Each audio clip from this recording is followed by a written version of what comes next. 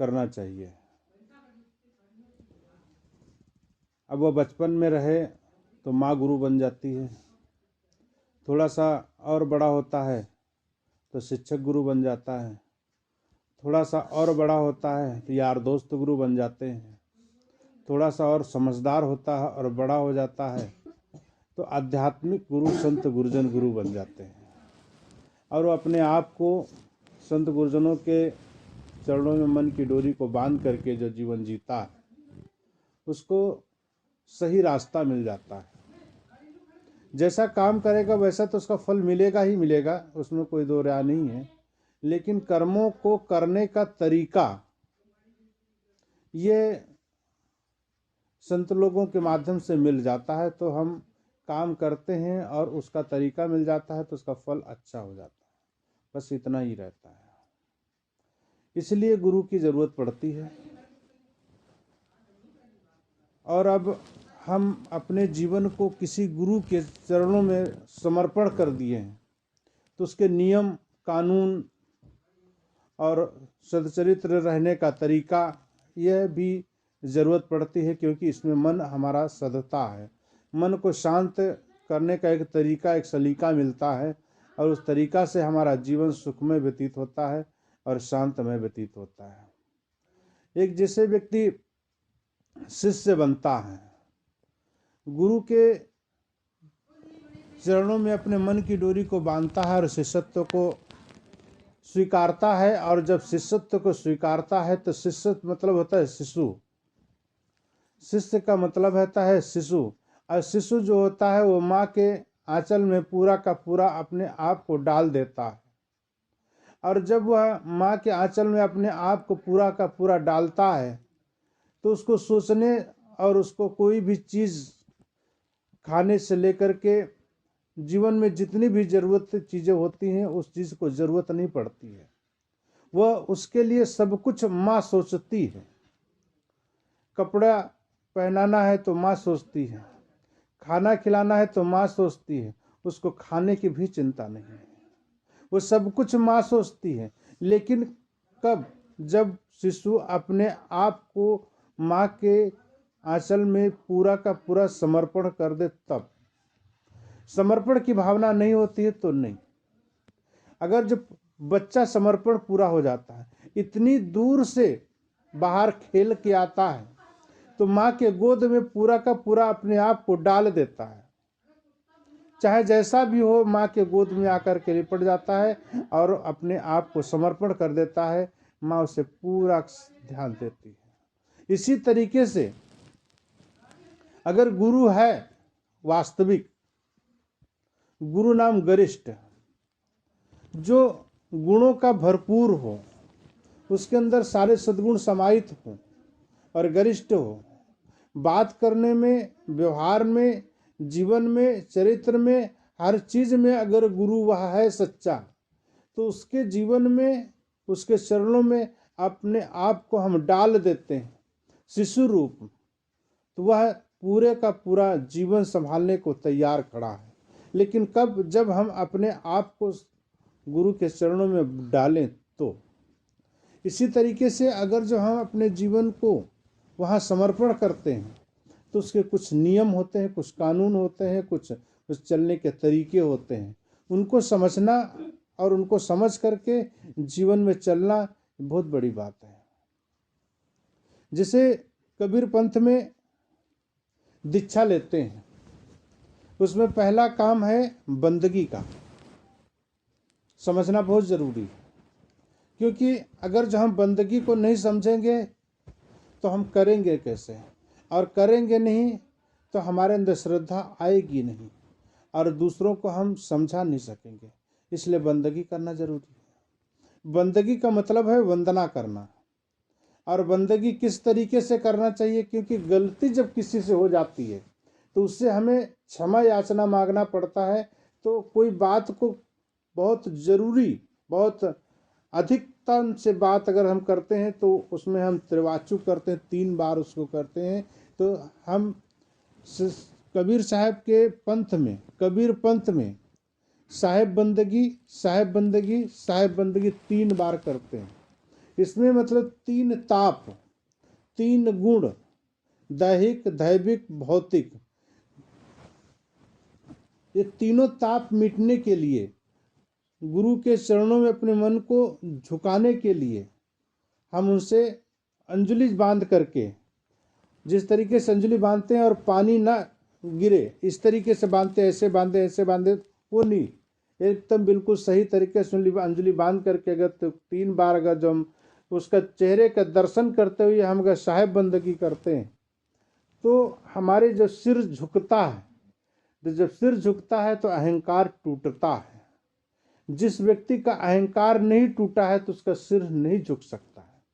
इसलिए 3 बार सिर झुका करके संतों की दर्शन करते हुए साहेब बंदगी साहेब बंदगी साहेब बंदगी करते हैं तो उस हमारे 3 ताप का भीख मांगते हैं कि हे गुरुदेव, मैं आपकी वंदना करता हूँ, मेरे दैहिक जो ताप हैं, दैविक ताप हैं और भौतिक ताप हैं, ये हमारे जीवन से खत्म हो जाए, ऐसी मैं आपसे वंदना करता हूँ और मुझे वो चीज़ मिले।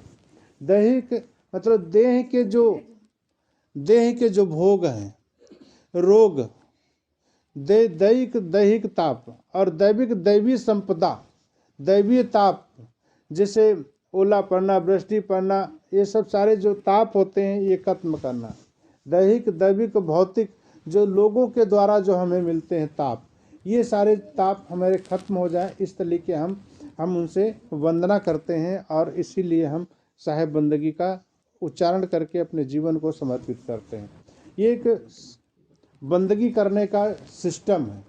उसके बाद में वंदना करने के बाद हम अपनी जगह बैठते हैं और जब दीक्षा लेते हैं, आप लोगों को दीक्षा दी गई है और दीक्षा देते समय तिलक लगाते हैं, कंठी पहनाते हैं, उसके अंदर धागा होता है, उसके अंदर एक मणि होता है और उस धागा मणि उसको पूरा रूप देते हैं कंठी का। सबके अर्थ अलग अलग है। इसके अंदर जो तिलक लगाते हैं, पहले के राजा लोग, पहले के जो राजा होते थे उनका तिलक हुआ करता था। गुरु तुम्हें तिलक करके आज राज तिलक कर दिया, तुमको आज राजा बना दिया, रंक से राजा बना दिया, तिलक लगा दिया। और उसके बाद में तो आपको मंत्र दिया गया। मंत्र क्या, राजा को जब राज दिया जाता था उस वक्त उससे मंत्र दिया जाता था, मंत्रना, मतलब उसको सलाह दिया जाता था। और यहाँ पर गुरु तुमको सलाह देते हैं कि भौतिक जीवन जी रहे हैं, अभी कला कल्पना में जो जीवन जी रहे थे उससे थोड़ा ऊंचा उठ करके जीवन जिएंगे, आपस में कला कल्पना से दूर रहने का प्रयास करेंगे, अपने जीवन को साफ सुथरा निकालने का प्रयास करेंगे। ये दुनिया मतलबी यार है, अपने मतलब से आपसे व्यवहार करेंगे और जब मतलब निकल गया था तो 2 लात भी मार देंगे। इसको भी सहने की आदत, इसको सहने का तरीका सलीका हमको सीखना पड़ेगा, क्योंकि जीवन इसी का नाम है। ये सारी सलाह देते हैं मंत्रणा के माध्यम से, मंत्र दे करके। और वो आपको जब तिलक लगाने के बाद जब मंत्र देते हैं, मंत्र देने के बाद में आपके गले में कंठी डालते हैं। और गले में ही क्यों डालें, कमर में भी बांध सकते हैं, हाथ में भी बांध सकते हैं, यहाँ भी बांध सकते हैं। सब अन्य पंथ के लोग वहाँ भी बांधते हैं। कुछ लोग पंडित लोग यहाँ भी बांधते हैं, माला बांधते हैं, कुछ लोग यहाँ भी बांधते हैं, कुछ लोग कमर में भी बांधते हैं, कुछ लोग पैर में भी बांधते हैं, अंगूठा में भी बांधते हैं। लेकिन कबीर साहब कहते हैं कि गले में बांधते हैं। वो कंठी होती है और एक हीरा होता है। कंठी कंठ तक रहती, हीरा हृदय तक रहता है। तो साहब यहाँ पर हीरा देते हैं, हीरा हृदय पे रहता है। और हृदय जो इसके अंदर, जो हीरा के अंदर में जो हीरा बना रहता है वो रहता है चंदन का। और चंदन की लकड़ी होती है शीतल।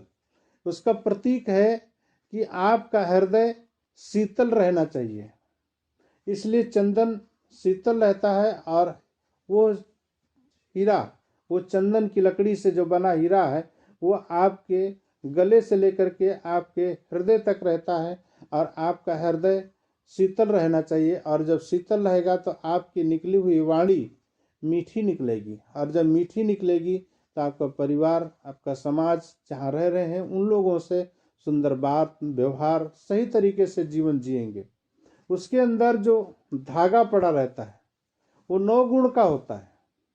अब वो पूरे 9 गुणों, सारे सद्गुण आपके अंदर गले में समा जाए, इस तरीके से आपको भक्ति दी गई है।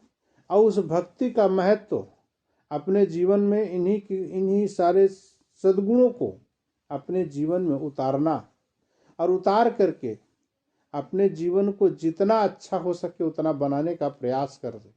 संत गुरुजन आपके जीवन में कोई चमत्कार नहीं कर सकते हैं, आपके जीवन में कोई चमत्कार नहीं करेंगे, लेकिन उन्होंने जो सलाह दिए हैं उसके माध्यम से अगर जो हम अपने जीवन को सुधारना चाहेंगे तो हमारा जीवन सुधर सकता है। अगर जो हम बिगाड़ना चाहेंगे तो हमारा जीवन बिगड़ सकता है। बच्चा जब पैदा होता है तो मिट्टी का खिलौना है, अब उसका जिस तरीके से आपको ढालना उस तरीके से ढाल दीजिए, और जब जवान हो जाता है, बिगड़ जाता है, जैसे भाई साहब उधर बिगड़े हुए हैं, इतनी आसान नहीं है इनको सुधरना। अगर सुधरेंगे तो टूट जाएंगे ये। इसलिए जवानी में जोश बहुत होता है लेकिन होश नहीं होता, और जब होश नहीं होता है तो जीवन बर्बाद हो जाता है। इसलिए अपने जवानी में जोश के साथ में होश की आवश्यकता है। होश पूर्ण जीवन जीना ये सबसे बड़ी सफलता है, और बेहोशी में जीवन जीना सबसे बड़ी विफलता है। इसलिए अपने आप को देखो और होश में जीवन जीने का प्रयास करो, क्योंकि आपके साथ में परिवार है, आपके साथ में समाज है, आपके साथ में बाल बच्चे पत्नी सब कुछ है, आपकी जिम्मेदारी है। इसलिए अपनी गृहस्थी को, अपने समाज को, अपने परिवार को सही तरीके चलाना है तो होश पूर्ण जिंदगी जीना है, बेहोश में जिंदगी नहीं जीना है। आप कितना कमाते हैं और कितना आप अपने परिवार पे लगाते हैं, कितना आप बैलेंस करते हैं, कितना, क्योंकि उसको बैलेंस करने की भी जरूरत है, कभी जरूरत पड़ेगी तो वो काम आता है। इसलिए हमारे पास जमा पूंजी की जरूरत है। संत गुरुजन आपको अध्यात्म जमा पूंजी करवाते हैं, सद्गुण जो आपके अंदर में है उसको जमा करवाते हैं, उससे हमारा जीवन ठीक होता है और शांतिमय होता है। इसलिए मैं जो कह रहा था कि हम सब लोग एक गुरु के शिष्य हैं। हमने भी गुरु किया, आपने भी गुरु किया। गुरु की जरूरत है, महती आवश्यकता है हमारे जीवन में, लेकिन उसके साथ साथ में सद्गुणों की जरूरत है। और सद्गुण धीरे धीरे धीरे धीरे दुर्गुण से परिवर्तन होते हैं, सद्गुणों में जाता है, और सद्गुणों से हमारे शांति आती है। शांति से हमारे जीवन में एक ऐसी घटना घटती है कि पूर्ण रूप से एकदम मन मस्त हुआ तब क्यों बोले। हमारा जब मन मस्त हो जाता है तो हमको बोलने की जरूरत नहीं पड़ती, अपने आप में ही शांति होती है। बाहर तो सारे के सारे झगड़े हैं, जितना हमारा मन बहिर्मुखता की तरफ बढ़ेगा उतना ही मन हमारा दूषित होता है और दुख होता है। जितना दुख होता है उतना मन बेचैन होता है, और बेचैन मन किसी को शांति नहीं प्रदान कर सकता है।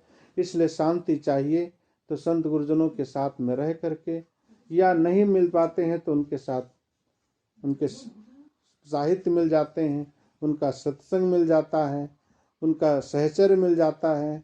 इसलिए उनके साथ में रह करके अपने जीवन को हम जीते हैं तो हमें शांति, सुख, समृद्धि हमें अधिकतम प्राप्त होती है और हमारा जीवन सुखमय व्यतीत होता है।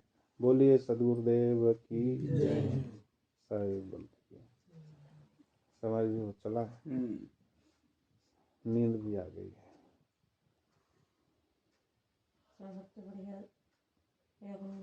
अब सोने दो उनको, स्वास्थ्य फिर नहीं, ठीक ठाक है, करना चाहिए। अब वो बचपन में रहे तो माँ गुरु बन जाती है, थोड़ा सा और बड़ा होता है तो शिक्षक गुरु बन जाता है, थोड़ा सा और बड़ा होता है तो यार दोस्त गुरु बन जाते हैं, थोड़ा सा और समझदार होता है और बड़ा हो जाता है तो आध्यात्मिक गुरु संत गुरुजन गुरु बन जाते हैं और वो अपने आप को संत गुरुजनों के चरणों में मन की डोरी को बांध करके जो जीवन जीता है उसको सही रास्ता मिल जाता है। जैसा काम करेगा वैसा तो उसका फल मिलेगा ही मिलेगा, उसमें कोई दो राय नहीं है, लेकिन कर्मों को करने का तरीका ये संत लोगों के माध्यम से मिल जाता है तो हम काम करते हैं और उसका तरीका मिल जाता है तो उसका फल अच्छा हो जाता है, बस इतना ही रहता है। इसलिए गुरु की ज़रूरत पड़ती है।